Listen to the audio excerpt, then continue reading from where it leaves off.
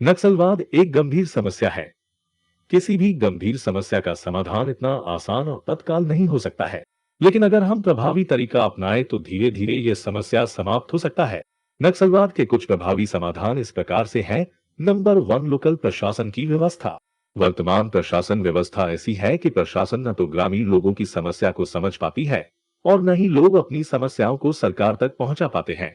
अगर आदिवासी बाहुल्य इलाकों में 5E अनुसूची लागू करके लोकल प्रशासन व्यवस्था किया जाए तो ये समस्या दूर हो सकती है। नंबर 2, ग्रामीणों के आय के स्रोत बनाना। ज्यादातर ग्रामीणों को सही व्यवसाय न मिलने के कारण गलत कार्यों में लिप्त हो जाते हैं। सरकार को ऐसी व्यवस्था करने की जरूरत है जिसमें हर हाथ को काम उनकी अभिरुचि अनुरूप मिल सके। इसके लिए पंचवर्षीय योजनाएं असरदार होती है।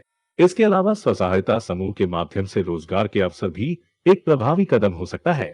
नंबर 3, जातिगत तथा लिंग भेदभाव दूर करना। भारत देश में आज भी जातिगत भेदभाव होता है।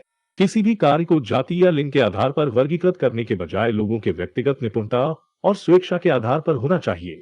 साथ ही भेदभाव करने वाले के ऊपर सख्त कार्यवाही किया जाना चाहिए। नंबर 4, न्याय में असमानता नहीं होना चाहिए। आजकल न्याय प्रणाली ऐसी हो गई है जिसमें बराबर का न्याय पाना बहुत ही दुर्लभ है। न्याय में असमानता असंतोष का कारण बनता है, जो नक्सल और विद्रोह जैसी समस्या को जन्म देता है। नंबर 5, ग्रामीण क्षेत्रों में आधुनिकीकरण क्रमशः करें।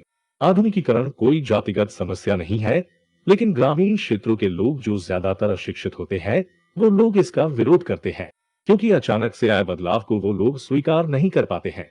इसलिए आधुनिकीकरण को एकदम से न करके धीरे धीरे लाना चाहिए। नंबर 6, निजीकरण को ग्रामीण क्षेत्र में कम से कम करके। निजीकरण से ग्रामीण क्षेत्र की सुविधाएं जो प्रकृति के द्वारा निःशुल्क मिलता है, वह निःशुल्क नहीं मिल पाता, जिसके कारण लोगों में असंतोष पैदा होता है। साथ ही निजीकरण के लिए सरकार आदिवासियों का जमीन भी पूंजीपतियों को दे देती है। नंबर 7, कौशल पूर्ण शिक्षा देकर।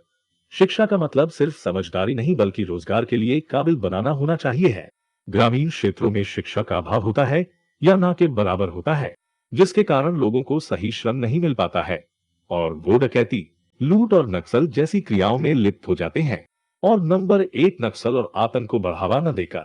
ये बहुत दुखद बात है कि वर्तमान समय में चुनावी पार्टियों द्वारा अपने फायदे के लिए नक्सल और आतंक जैसे षड्यंत्र का सहारा लेते हैं और अपने ही लोगों पर हमले करवाते हैं। ऐसा करने से नक्सल और आतंकवाद को बढ़ावा मिलता है। तो ये थे कुछ प्रमुख समाधान जो नक्सलवाद को कम करने में सहायक हो सकते हैं।